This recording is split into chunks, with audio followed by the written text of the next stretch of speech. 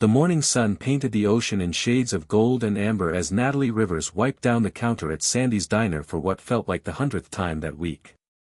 Her honey-brown hair was pulled back in a simple ponytail, and her apron bore the stains of a long breakfast shift. The diner sat right on the edge of Crescent Bay, a small town where everyone knew everyone, and dreams rarely stretched beyond the horizon.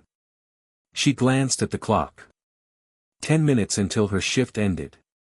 10 minutes until she could kick off her shoes and maybe walk along the beach before heading home to her tiny apartment above the hardware store. Life was simple here. Predictable. Safe. And if she were being honest with herself, sometimes a little lonely. The bell above the door chimed, and Natalie looked up to see a man she had never seen before. He was tall, with dark hair that fell slightly over his forehead, and he wore a simple gray sweater and jeans that had seen better days. What caught her attention most were his eyes. They were thoughtful, carrying a weight that seemed too heavy for someone who looked to be in his late 20s. He chose a booth by the window and sat down slowly, his gaze drifting to the ocean outside. Natalie grabbed a menu and walked over, her practiced smile firmly in place. "Good morning." "Coffee to start," she offered. He looked up at her, and for a moment, something flickered in his expression. Surprise, maybe. Or recognition, though they had never met before. "Please. Black, no sugar." His voice was quiet but warm. As Natalie poured his coffee, she noticed the laptop bag slung over the seat beside him and the dark circles under his eyes. He looked exhausted, like someone who had been carrying the world on his shoulders for far too long. "You're not from around here," she observed, setting the cup down gently. He smiled, a small, genuine smile that softened his tired features. "That obvious? Small town. New faces stand out." She pulled out her notepad. "What can I get you? What do you recommend?" "The blueberry pancakes. Made from scratch, and the blueberries come from Mrs. Henderson's farm just outside town." "Then I'll trust you." He closed the menu and handed it back to her. Over the next few weeks, Julian Drake became a regular at the diner. He would arrive mid-morning, set up his laptop in the corner booth, and work quietly for hours. Natalie learned that he was a software developer, building something he called the next evolution in data security. She didn't understand half of what he explained, but she loved watching his face light up when he talked about it. "You really believe in this, don't you?" she asked one afternoon, refilling his coffee for the third time. "I have to," Julian replied, rubbing his tired eyes. "I've invested everything into it. Time, money I didn't have, every ounce of faith I could muster. If this fails, I don't have a backup plan." Natalie sat down across from him, ignoring the disapproving look from her manager. "Then it won't fail. People who care that much don't fail. They just find different ways to succeed." He looked at her with an expression she couldn't quite read. Gratitude mixed with something deeper, something vulnerable. "You don't even know me. Why do you believe in me?" "Because I've watched you work every day for 3 weeks. You don't give up.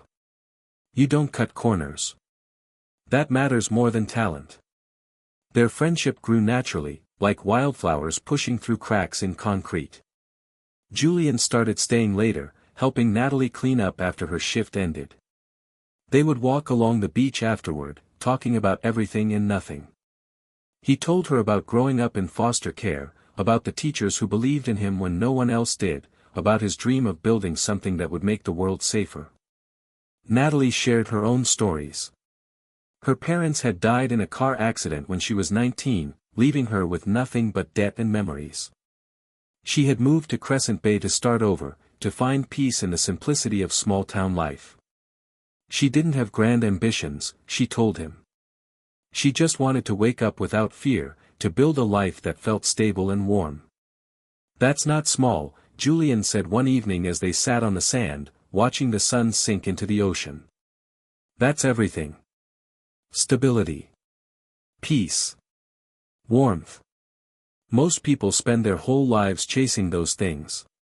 6 months after they met, Julian's software caught the attention of a venture capital firm in Boston. They wanted to invest. They wanted to scale. They wanted Julian to move his operation to the city and build an empire. He told Natalie the news at the diner, his hands shaking slightly as he held the offer letter. "This is it. This is everything I've worked for. That's incredible, Julian. I'm so proud of you." Natalie's smile was genuine, even as her heart squeezed painfully in her chest. "Come with me." She blinked, caught off guard. "What?" "Come with me to Boston. Be part of this. You believed in me when I had nothing. You kept me going when I wanted to quit. I can't do this without you, Natalie.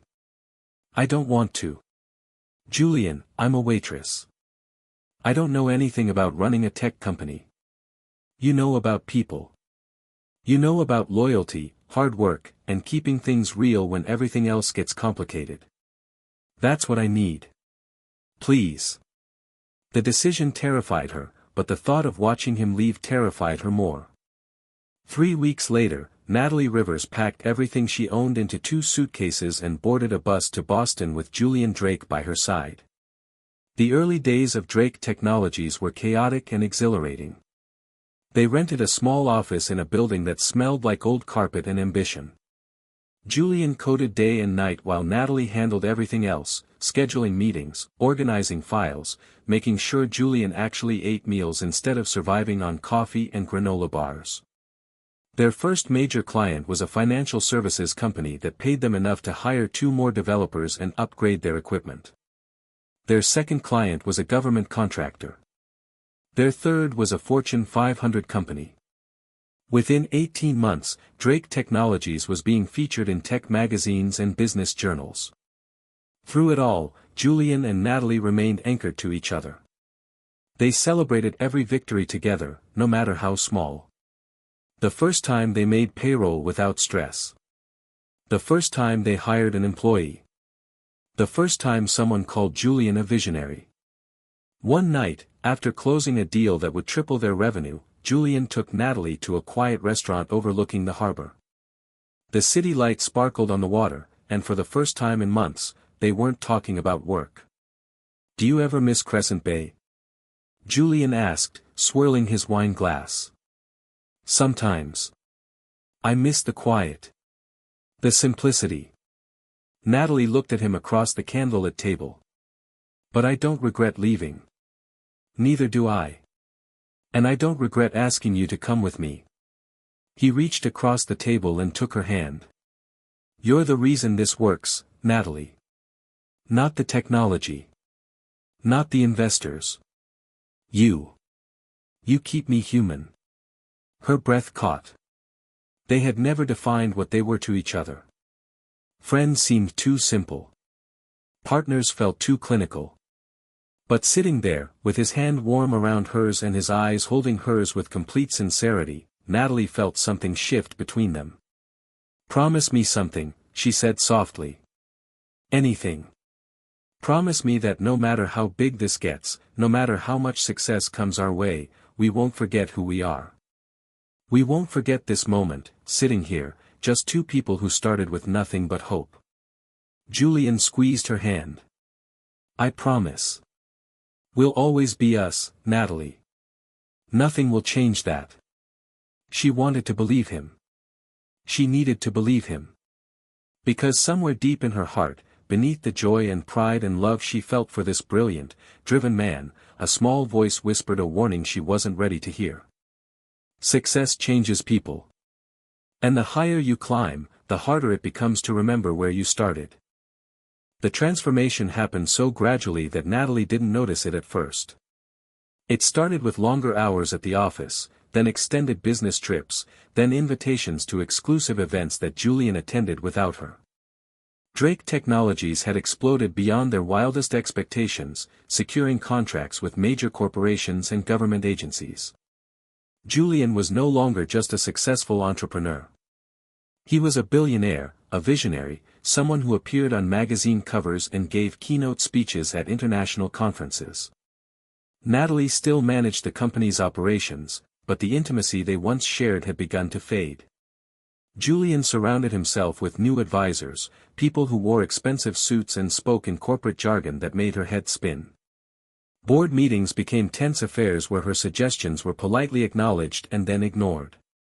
"Maybe we should slow down," she said during one strategy session, looking at the aggressive expansion plan on the screen. "We're growing faster than we can manage sustainably. The team is exhausted." Julian barely looked up from his phone. "The market waits for no one, Natalie. If we don't move fast, someone else will." She felt the sting of his dismissal but swallowed it down. This was just stress, she told herself. Just the pressure of managing a billion-dollar company. The Julian she knew was still there, buried somewhere beneath the designer suits and constant media attention. The charity galas became a regular occurrence. Glittering events where champagne flowed freely and every conversation felt like a performance. Julian thrived in these environments, working the room with practiced charm, making connections that turned into lucrative deals. Natalie attended dutifully, wearing dresses that cost more than her old monthly rent, smiling until her cheeks ached. It was at one of these galas that she first saw Vanessa Sterling. She arrived like a vision, draped in emerald silk that matched her calculating eyes. Her platinum blonde hair was styled in perfect waves, and she moved through the crowd with the confidence of someone who had never been told no. Natalie watched from across the room as Vanessa approached Julian.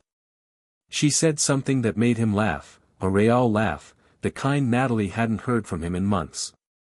They talked for what felt like hours, their heads bent close together, oblivious to everyone else. "That's Vanessa Sterling," someone whispered beside her. It was Rebecca, one of the company's junior developers. Heiress to the Sterling Hotel empire. She's been in 3 major scandals this year alone. Expensive taste in everything, especially men. Natalie's stomach twisted, but she forced herself to stay calm.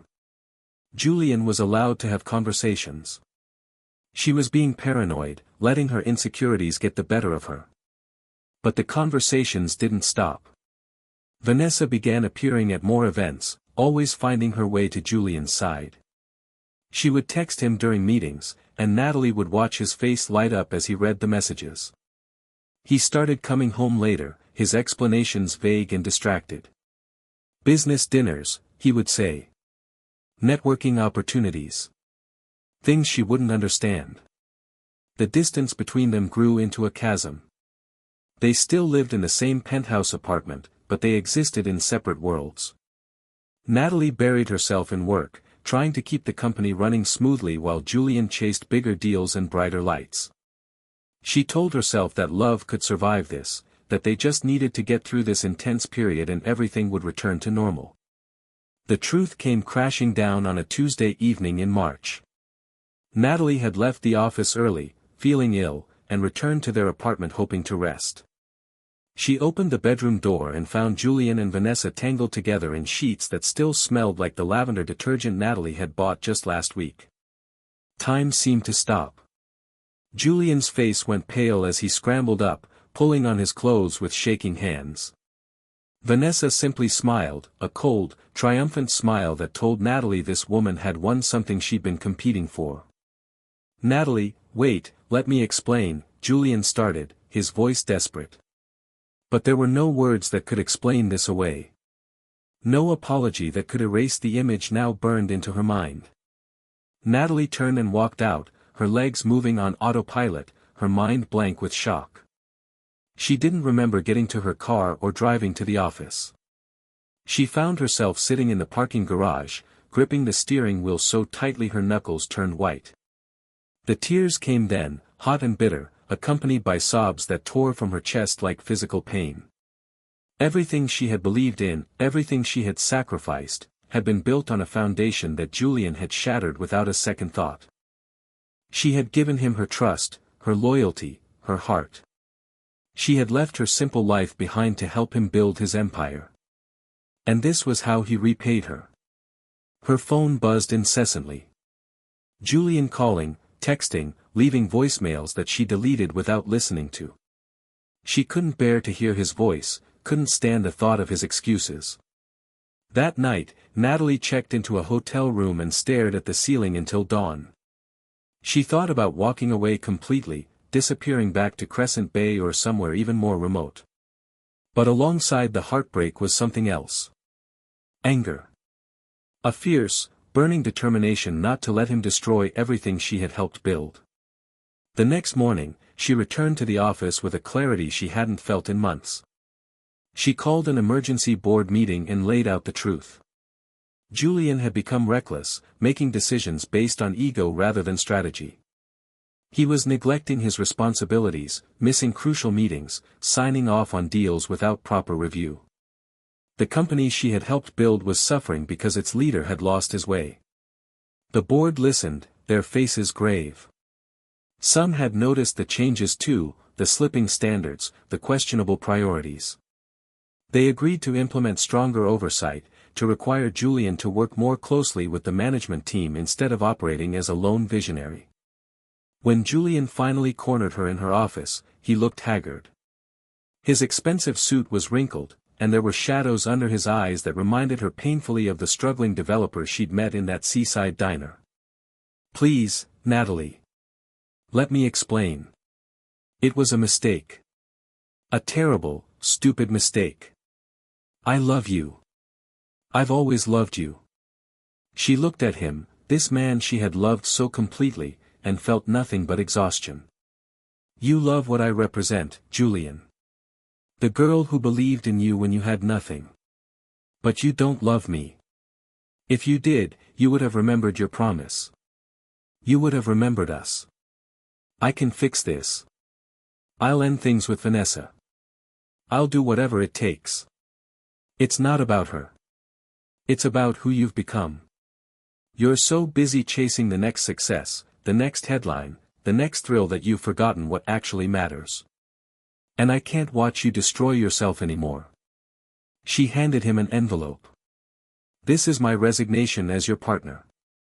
I'll stay on as operations manager because this company deserves better than to fall apart.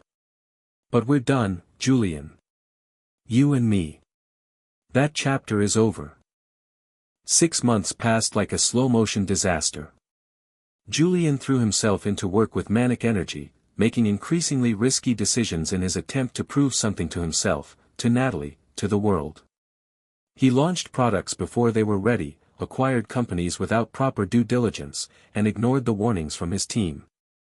Vanessa stayed by his side through it all, attending every event, posting glamorous photos on social media, playing the role of the billionaire's girlfriend with practiced perfection. But Natalie noticed what Julian seemed blind to. Vanessa's interest waxed and waned with the stock price. When deals went well, she was affectionate and attentive. When problems arose, she found reasons to be elsewhere. The empire Julian had built began to crack. A major security breach exposed client data, leading to lawsuits and cancelled contracts. An acquisition that Julian had pushed through despite objections turned out to be worthless, draining millions from the company's reserves. Investors started pulling out, and the media that had once celebrated him now dissected his every failure. Natalie watched it unfold with a mixture of sadness and grim inevitability. She did everything she could to stabilize the company, working 18-hour days to salvage what remained. But even her efforts couldn't overcome the damage Julian had done. The final blow came when the board voted to remove Julian as CEO. He was allowed to stay on as a consultant, but the company he had founded was no longer his to lead. The press had a field day. The fallen visionary, they called him. The cautionary tale of success gone wrong. Vanessa disappeared within 24 hours of the announcement. No goodbye, no explanation. Just a brief text message saying she needed space to focus on her own career. Julian called her dozens of times, each call going straight to voicemail, until he finally understood what Natalie had known all along. Vanessa had never loved him. She had loved his money, his status, his ability to open doors she couldn't open herself. Without the company to run and without the woman he thought he wanted, Julian found himself truly alone for the first time in years. His penthouse apartment felt like a museum of empty achievements. Awards and magazine covers lined the walls, but they brought him no comfort. He started taking long walks through the city, no destination in mind, just moving to avoid the suffocating silence of his own thoughts. One evening, he found himself standing outside the building where Drake Technologies had started, the cramped office where he and Natalie had worked side by side, dreaming of a future they were sure would be perfect. The building was scheduled for demolition. A sign announced luxury condos coming soon. Julian stared at it for a long time, remembering the man he used to be. The man who coded all night because he believed in something bigger than himself. The man who had been content with simple meals and honest conversations. The man who had promised Natalie that success would never change them. He had broken that promise in every way possible. The next morning, Julian showed up at Natalie's office unannounced. She looked up from her computer, surprise and wariness crossing her features. "I don't need anything from you," he said quickly, before she could ask him to leave. "I just came to say I'm sorry. Not because I want you to forgive me or take me back. But because you deserve to hear it. You were right about everything. I forgot who I was. I forgot what mattered. And I hurt the one person who actually cared about me, not about what I could give them." Natalie studied him silently. He looked different. Thinner, older somehow. But there was something in his eyes that reminded her of the man she had met in Crescent Bay. Something real and raw and honest. "What are you going to do now?" she asked finally. "I don't know. Start over, I guess. Figure out who I am without the company, without the money, without all the things I thought defined me." He managed a small, sad smile. "Maybe I'll go back to basics. Write code because I love it, not because it makes me rich. Actually talk to people instead of networking. Remember what it felt like to be human." He turned to leave, then paused at the door. "You kept your promise, Natalie. You never forgot who you were, even when I tried to pull you into my spiral. That takes more strength than building a billion-dollar company ever did." Over the next several months, Natalie heard updates about Julian through mutual friends. He had sold his penthouse and moved to a modest apartment. He was doing freelance consulting work, helping small startups with their security infrastructure. He had started volunteering at a youth center, teaching coding to kids from low-income neighborhoods. He wasn't chasing headlines anymore. He was just living quietly, trying to rebuild himself from the inside out. Natalie told herself she didn't care, that she had moved on. But sometimes, late at night, she would remember the good times.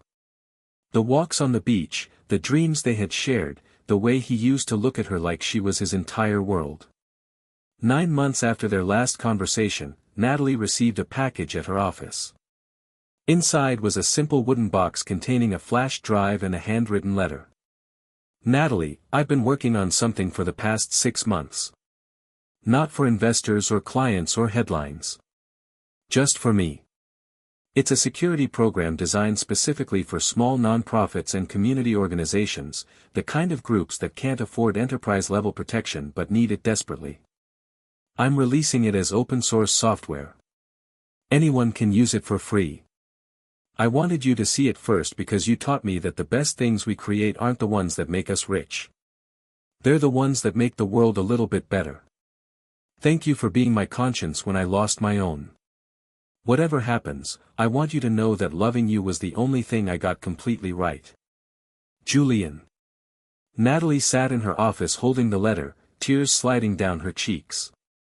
This was the Julian she had fallen in love with. Not the billionaire in designer suits, but the man who believed technology could change lives, who wanted to build things that mattered. She loaded the flash drive and reviewed the code. It was brilliant, elegant, exactly what thousands of organizations desperately needed. This was who Julian really was when he stripped away all the noise and ego. The next day was Saturday. Natalie found herself driving to the address listed on Julian's volunteer application, the youth center where he taught coding classes. She watched through the window as he worked with a group of teenagers, patient and encouraging, his face lit with genuine joy.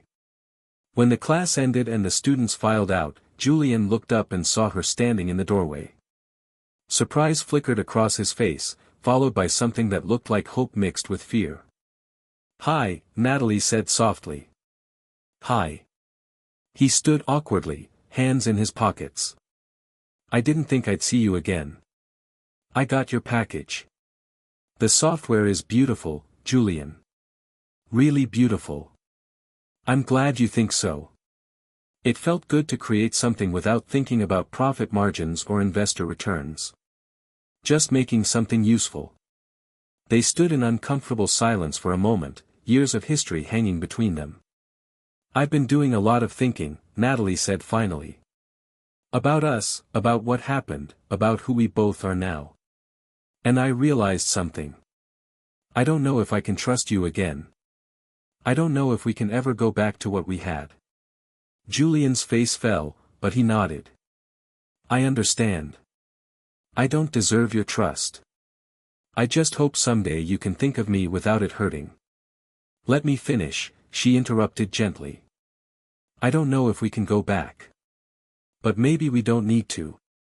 Maybe we can start fresh. Not as the people we were, but as who we are now. Two people who've made mistakes and learned from them. Two people who know that love isn't just passion and promises. It's choosing each other every single day, even when it's hard." Hope bloomed in Julian's eyes. "Are you saying what I think you're saying?" "I'm saying I'd like to have coffee with you. Just coffee. And maybe talk about who we are now instead of who we used to be. And if that goes well, maybe we could try dinner.